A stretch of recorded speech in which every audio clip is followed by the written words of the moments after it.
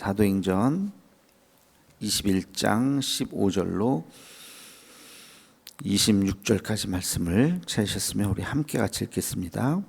이 여러 날 후에 여장을 꾸려 예루살렘으로 올라갈새 가이사랴에 몇 제자가 함께 가며 한 오랜 제자 구브로 사람 나손을 데리고 가니 이는 우리가 그의 집에 머물려 함이라. 예루살렘에 이르니 형제들이 우리를 기꺼이 영접하거늘 그 이튿날 바울이 우리와 함께 야고보에게로 들어가니 장로들도 다 있더라.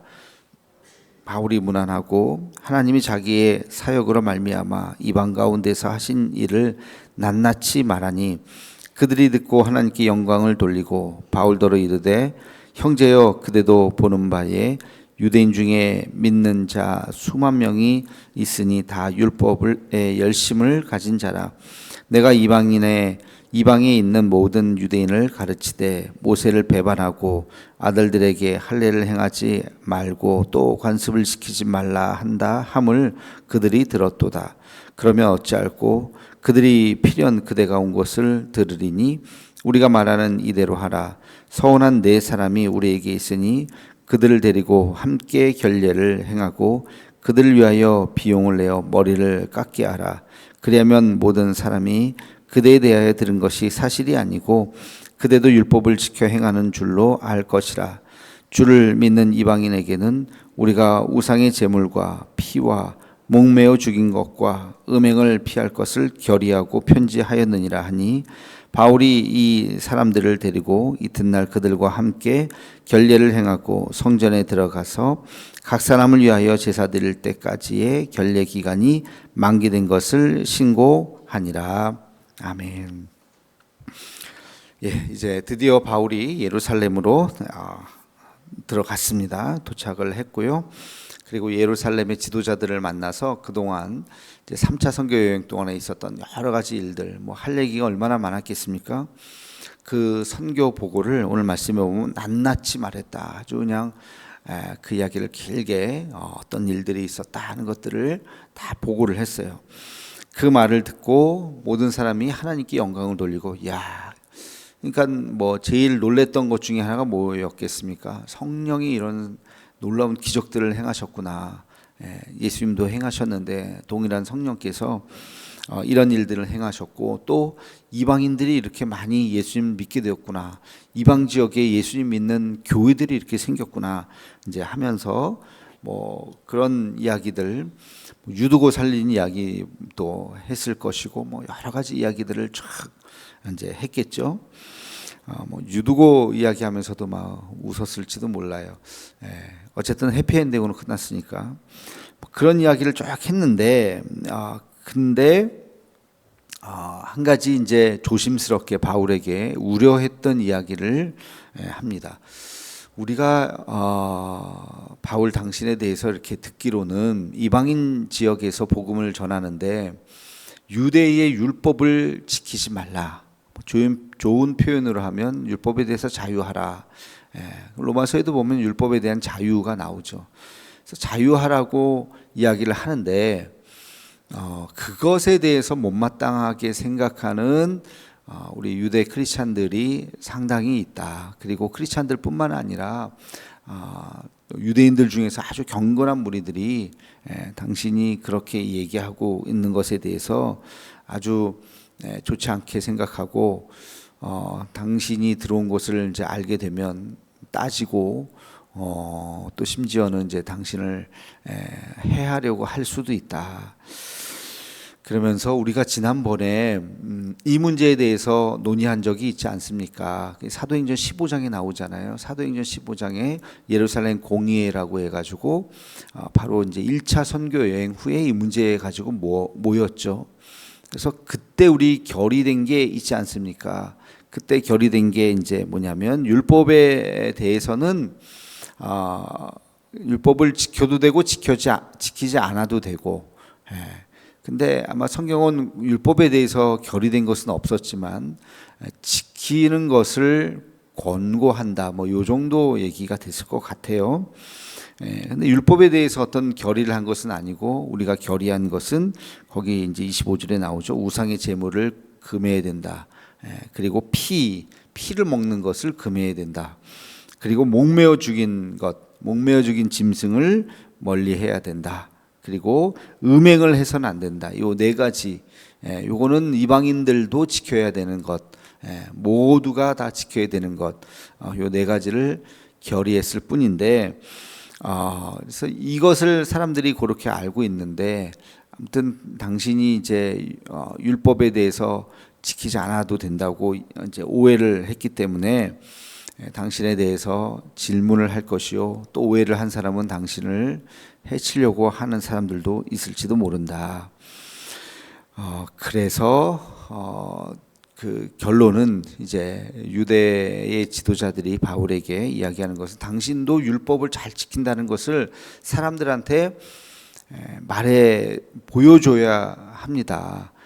여기에 이제 우리 청년들 중에 하나님 앞에 헌신된 청년들이 있는데 이들과 함께 당신이 정결례를 지킵시다.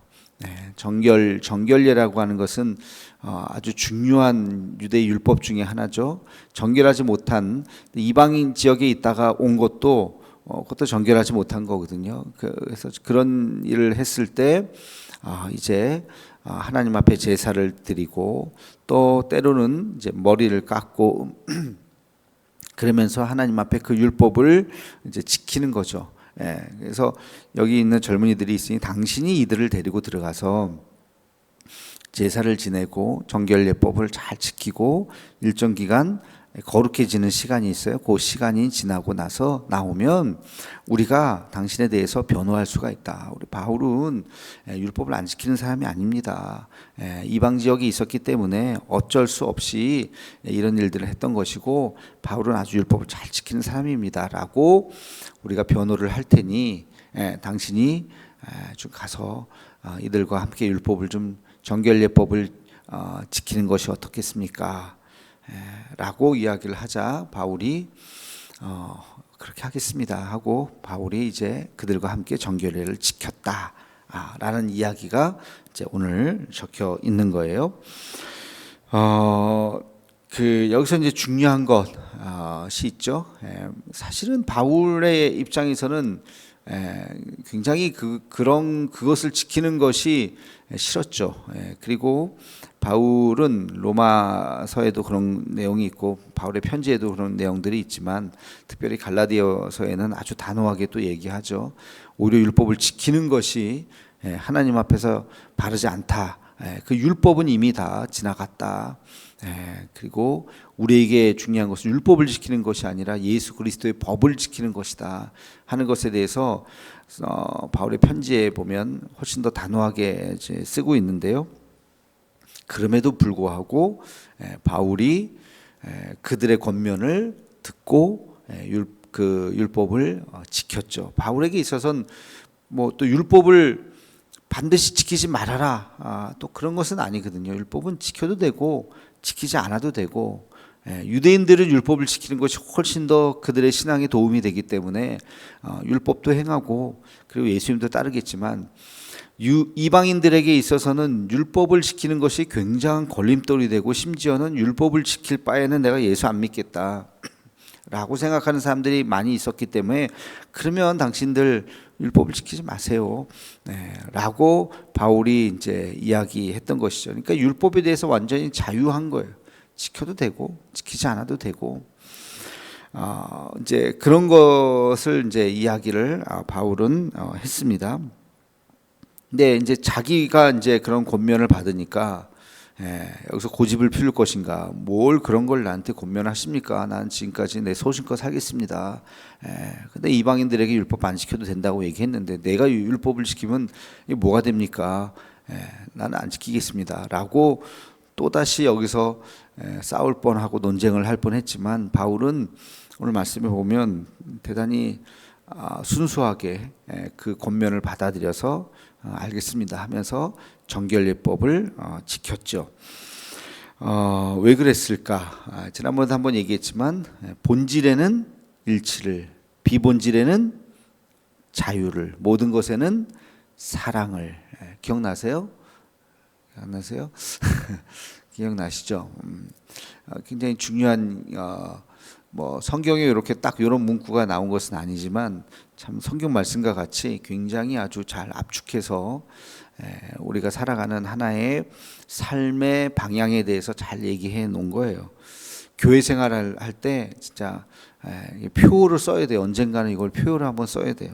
본질에는 일치를, 비본질에는 자유를, 모든 것에는 사랑을. 우리 교우들이 다 그 생각을 가져야 돼요. 바울이 생각할 때 본질은 뭐예요?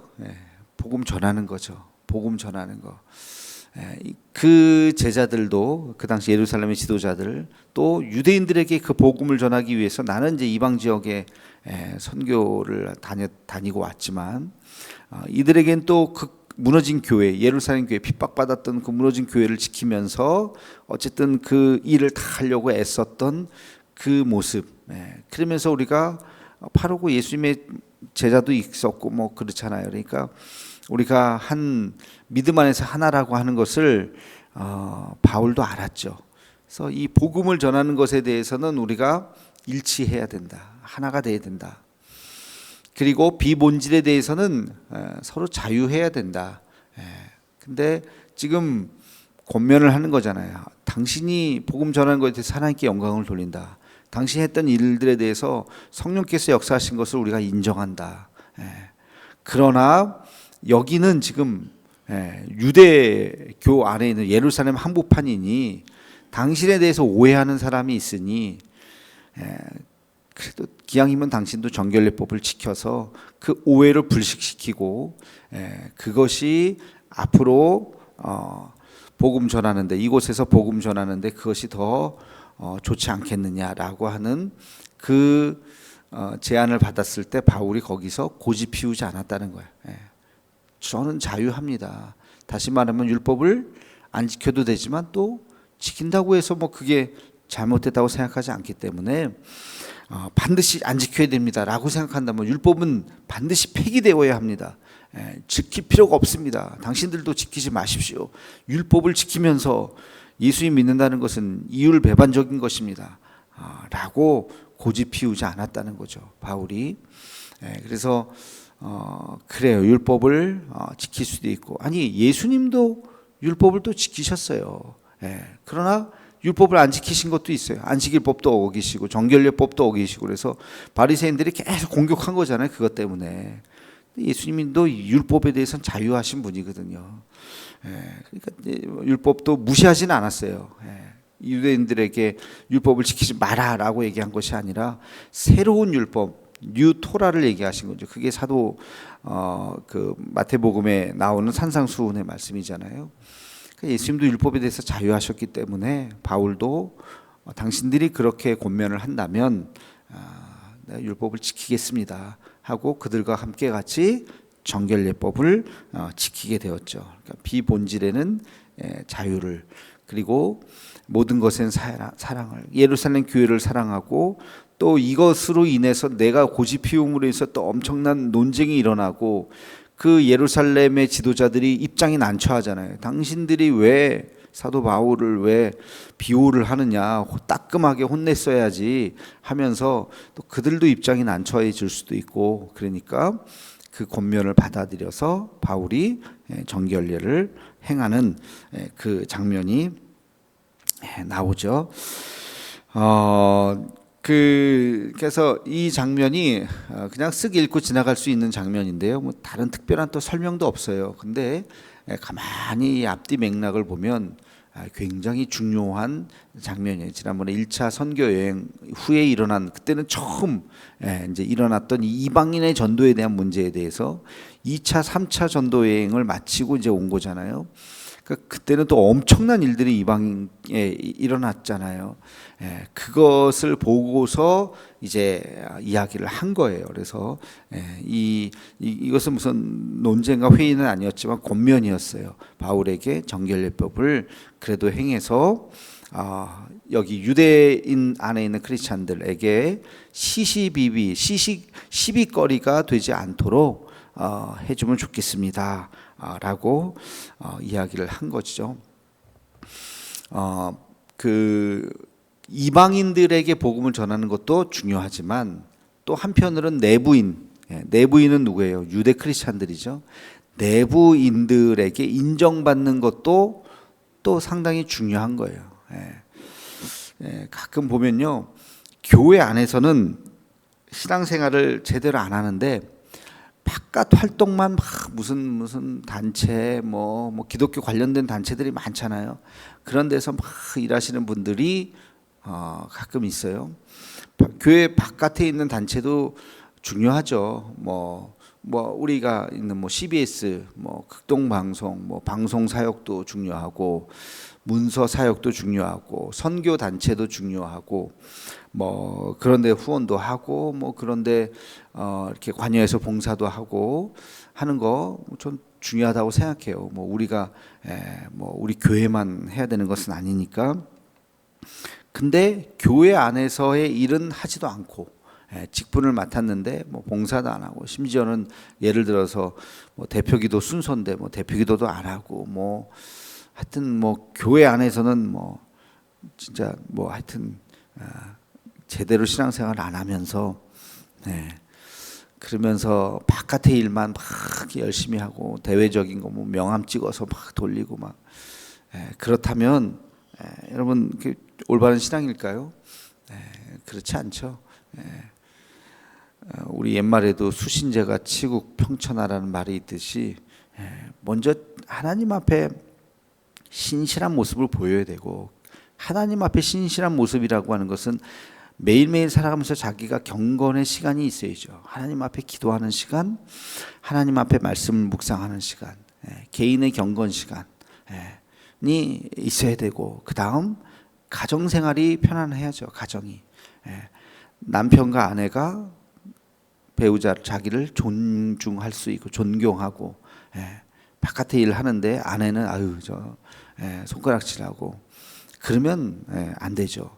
자식들이 그 부모의 신앙을 보면서 참 훌륭하다, 우리 엄마 아빠 본받고 싶다, 난 저런 크리스찬이 되고 싶다, 가정에서 인정을 받아야 되고, 그 다음에 교회에서 인정을 받아야죠.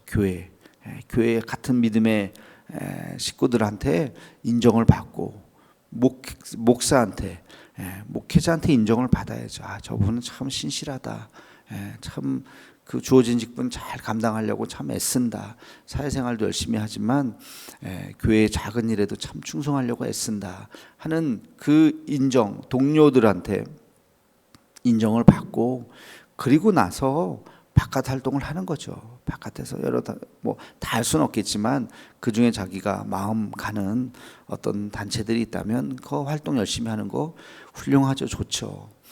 근데 안에서의 삶은 개판이고, 진짜 뭐 가정에서도 교회에서도 뭐 근데 바깥에서만 이렇게 활동을 한다? 바람직한 신앙이 아니죠. 헛바람이죠, 헛바람. 그럼 뭐 명예를 좋아하고 자리를 좋아하고 뭐 그런 데서 그런 것은 좋지 않습니다. 그래서 안에서 그래서 이 바울이 이 외부에서도 열심히 했지만 결국에는 이 내부 예루살렘 교회 그리고 예루살렘 사도들이, 나는 사도들이 되게 훌륭한 결론을 내렸다고 생각해요. 여기서 괜히 그 안에 있는 사람들을 싸우자고 당신 알아서 하세요, 바울. 그러지 않고 이 안에 있는 내부에 있는 사람들은 아직까지 그 율법과 복음에 대해서, 모세의 율법과 그 자유에 대해서 완벽하게 이별을 한 사람들이 아니에요. 그게 쉽지는 않겠죠. 한평생 그랬는데 예수님도 뭐라 그러셨습니까?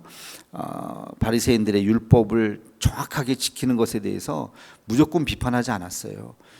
복음서에도 보면 예수님도 이것도 행하고 저것도 버리지 말지니라 그랬어요. 율법을 잘 지키는 것도 훌륭한 것이다.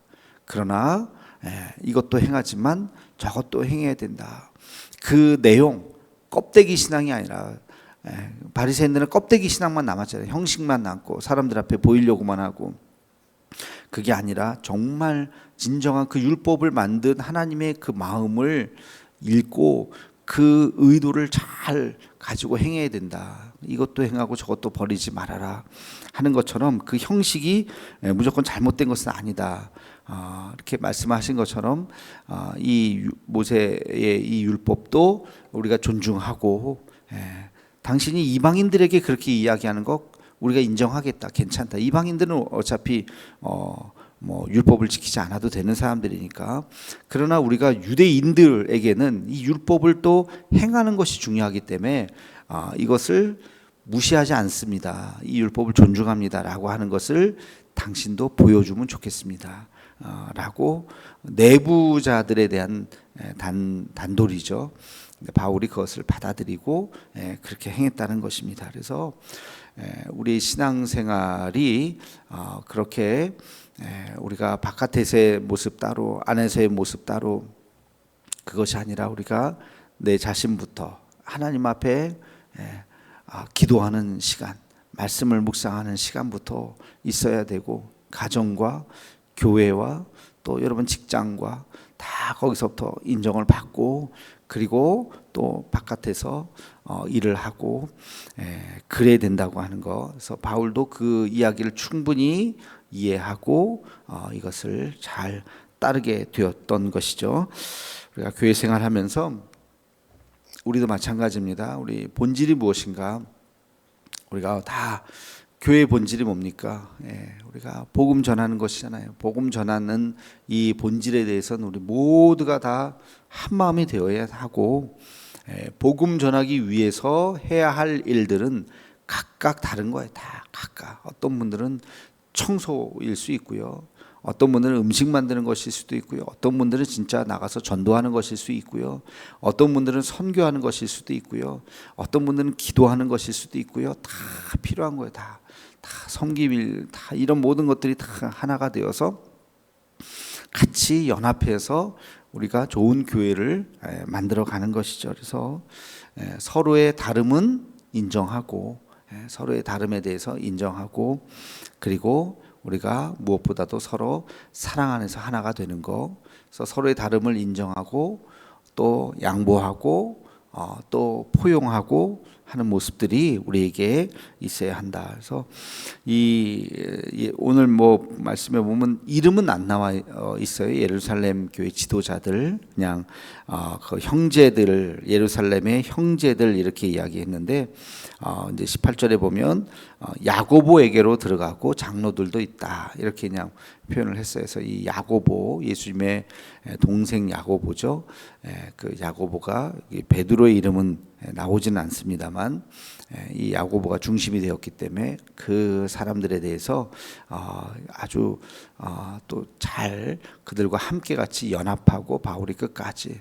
근데 나중에 바울의 편지들을 보면요, 바울은 율법을 지키지 않은 사람이라고 하는, 바울을 끝까지 미워하는 사람들이 있었어요. 그래서 바울이 정말 괴로워했던 게 뭣도 모르고 자기를 핍박하는 사람들이 아니라 그 사람들은 원래 뭐 그럴 수 있다고 생각한 거예요. 근데 내부자들, 이 크리스찬들 안에서 바울을 막 핍박하고, 바울은 그들을 이단들이라고 얘기하잖아요. 이단들. 그래서 바울도 굉장히 그 사람들에 대해서 감정이 좋지 않은 걸 나중에 편지를 읽어보면 볼 수가 있어요. 아주 그들. 그래서 이 내부자들에 대한 이 교회가 모든 제국도 마찬가지입니다. 위대한 대단한 큰 제국들이 왜 무너지냐? 아수르가 왜 무너지고 바벨론이 왜 무너졌느냐? 적국으로부터 무너진 게 아니에요. 다 내부의 분열이에요. 내부의 분열.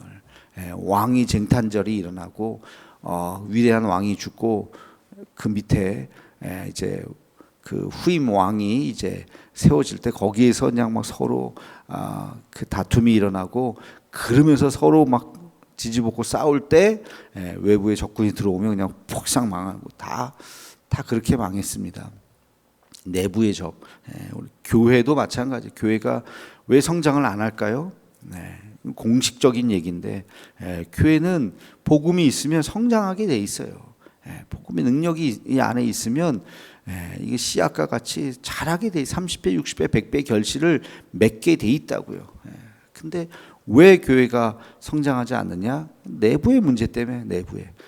내부에서 싸우고 시기하고 서로 뭐 하나가 되지 않으면 이게 잘하겠습니까? 잘하지 않는 거죠. 썩는 거죠. 그래서 이 내부의 문제에서 이 바울도 오히려 이방인들에게 핍박받는 것에 대해서는 자기는 괜찮다. 이게 당연한 거다. 그러나 내부에서 자기를 막 바울은 이단이다. 바울의 복음은 들으면 안 된다. 사람들이 막 얘기하는 것에 대해서 굉장히 괴로워하고 그런 사람들에 대해서 아주 날카롭게 막 비판하고 하는 것들을 볼 수가 있어요. 아무튼 이제 이 그런 배경을 우리가 알고 이 대목을 읽으면 참 훌륭한 결정들을 하고 어쨌든 교회 안정을 위해서 이런 일들을 했다는 것을 볼 수가 있습니다.